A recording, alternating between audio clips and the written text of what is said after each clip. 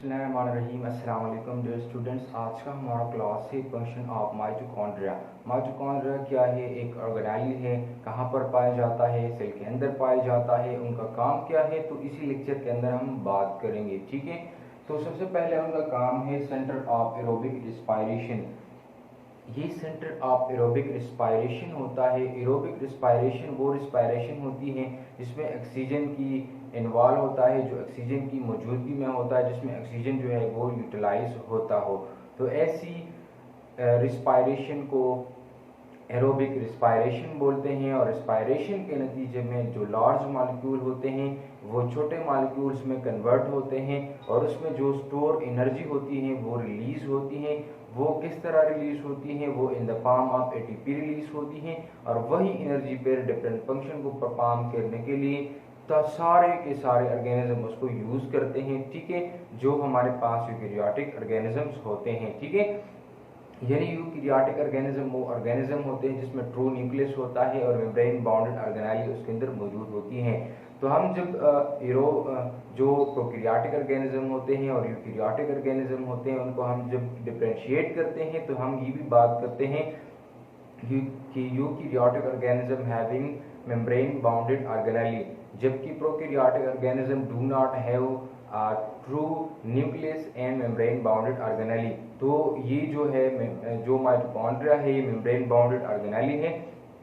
तो माइटोकॉन्ड्रिया सिर्फ और सिर्फ यूकेरियोटिक ऑर्गेनिज्म में मौजूद होता है और उनका काम क्या होता है वो हमने यहाँ पर बात की कि उसका काम होता है एरोबिक रिस्पायरेशन में हेल्प करना, ठीक है। दूसरी जो उनका फंक्शन है सेंटर ऑफ एटीपी सिंथेसिस। जब रिस्पायरेशन होता है, एरोबिक रिस्पायरेशन होता है, जिसके नतीजे में जो है एनर्जी रिलीज होती है और यही energy in the form of ATP release होती है, यानी एडेनोसिन ट्राइफॉस्फेट, ठीक है। तीसरा जो उनका काम है सेल्फ रेप्लिकेटिंग ऑर्गेनेली है। सेल्फ रेप्लिकेटिंग ऑर्गेनेली का मतलब ये है कि उसके पास अपना डीएनए मौजूद है, अपना जीनोम मौजूद है, अपना प्रोटीन मौजूद है, अपना एंजाइम्स मौजूद है। तो ये जो है अपनी तादाद को इंक्रीज कर सकता है, यानी इंडिपेंडेंटली अपनी जो माइटोकॉन्ड्रिया की तादाद होती है वो उसको इंक्रीज कर सकता है, क्योंकि उसके पास अपना जीनोम मौजूद है और इस जीनोम की मौजूदगी की वजह से उसको सेमी ऑटोनॉमस ऑर्गेनेली कहा जाता है।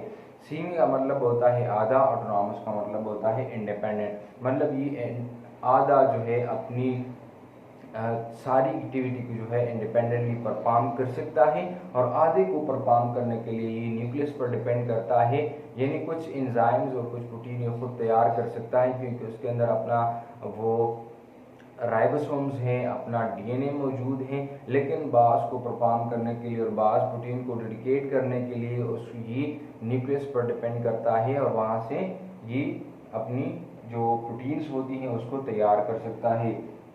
चौथा जो उनका फंक्शन है power house of the cell है। ये power house of the cell है क्योंकि हम जो फूड खाते हैं तो वो जो रिस्पायरेशन होती हैं, जो छोटे छोटे मॉलिक्यूल्स में कन्वर्ट होते हैं जहाँ पर उनसे एनर्जी रिलीज होती है, तो ये कौन करता है? ये माइटोकॉन्ड्रिया ही करता है। फॉर एग्जांपल अगर हमने फूड खा लिया इसमें कार्बोहाइड्रेट्स हैं, लिपिड्स हैं, प्रोटीन है, तो ये कौन डाइजेस्ट करता है? कौन उसको छोटे छोटे मॉलिक्यूल्स में कन्वर्ट करता है? तो ये माइटोकॉन्ड्रिया ही करता है और इनसे जो है एनर्जी रिलीज होती है और यही energy in the form of किस तरह होते हैं? वो in the form of ATP होते हैं, एडेनोसिन ट्राइफॉस्फेट, ठीक है।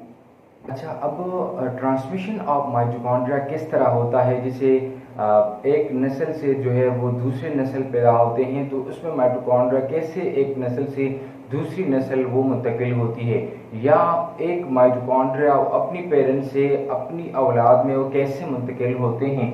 तो transmission of mitochondria is transfer from one generation to another generation by mother one, ठीक है। यानी जब फर्टिलाइजेशन होती है जिसमें क्या होता है, जिसमें हमारे पास एक ओवम होता है फ्रॉम मदर वन और एक स्पर्म होता है फ्रॉम फादर वन, ठीक है। उन दोनों की जब कम्बिनेशन हो जाती है तो इसके नतीजे में फर्टिलाइजेशन हो जाती है और फर्टिलाइजेशन के नतीजे में एक न्यू बॉर्न जो है वो एक ऑर्गेनिज्म जन्म लेता है इसके नतीजे में। तो अभी जब हम फर्टिलाइजेशन के बाद वो न्यू बेबी हम देखें तो इसमें माइटोकॉन्ड्रिया मौजूद होता है, लेकिन हमने तहकीक की कि स्पर्म जब हमने देखा तो स्पर्म में हमारे साथ माइटोकॉन्ड्रिया वो मौजूद नहीं था, ठीक है, यानी फ्री ऑफ माइटोकॉन्ड्रिया था। इसके अलावा जब हमने देखा कि हमने देखा तो में हमारे पास माइटोकॉन्ड्रिया वो मौजूद था, ठीक है। तो माइटोकॉन्ड्रिया अगर मौजूद था तो स्पर्म के साथ तो माइटोकॉन्ड्रिया नहीं है, लेकिन के साथ माइटोकॉन्ड्रिया है।